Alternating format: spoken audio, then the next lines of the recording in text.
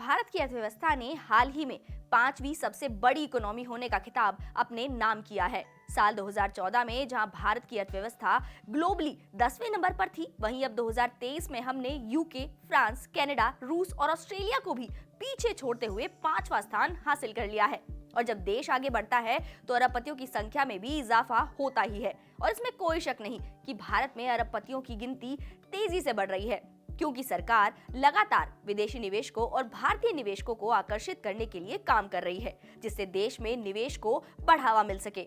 और इसका फायदा भी हुआ है, क्योंकि साल 2022 के मुकाबले 2023 में भारत से बाहर जाकर सेटल होने वाले हाई नेटवर्थ इंडिविजुअल्स यानी कि HNWIs की संख्या में गिरावट आई है। जी हाँ, Henley private wealth migration report 2023 के मुताबिक साल 2023 में 6500 हाई नेटवर्थ इंडिविजुअल्स भारत से बाहर गए हैं, जबकि 2022 में 7500 HNWIs भारत छोड़कर दूसरे देश में बसने चले गए।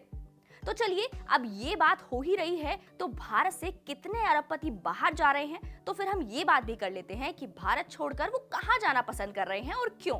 तो ये जानना बेहद जरूरी है ना? तो चलिए जानते हैं। तो साल 2023 में HNWIs की टॉप 2 डेस्टिनेशंस दुबई और सिंगापुर रही हैं। और लोग वहां जा क्यों रहे हैं, तो इसके पीछे कई वजह मानी जा रही हैं, जैसे कि safety and security, education and health care, climate change, resilience और इसके अलावा क्रिप्टो फ्रेंडलीनेस को भी इसकी एक वजह माना जा रहा है। वहीं आने वाले समय में अरबपतियों की संख्या बढ़ने की बात करें तो ये अनुमान जताया जा रहा है कि 2031 तक HNWIs की संख्या 80% तक बढ़ सकती है, जिससे भारत इस अवधि के दौरान दुनिया के सबसे तेजी से बढ़ते वेल्थ मार्केट्स में से एक बन जाएगा। और ये ज्यादातर देश की तेजी से बढ़ती वित्तीय सेवाओं, स्वास्थ्य सेवाओं और टेक्नोलॉजी इंडस्ट्रीज के जरिए होगा। Henley private wealth migration report 2023 की माने या फिर उसके मुताबिक 2023 में पूरी दुनिया में HNWIs की संख्या 8.5% की ग्रोथ होने की उम्मीद है, जिसके बाद ये बढ़कर 22.5 मिलियन हो जाएगी। और इस बढ़ोतरी के पीछे भारत और चीन जैसी इमर्जिंग मार्केट्स की मजबूत आर्थिक ग्रोथ का हाथ होगा।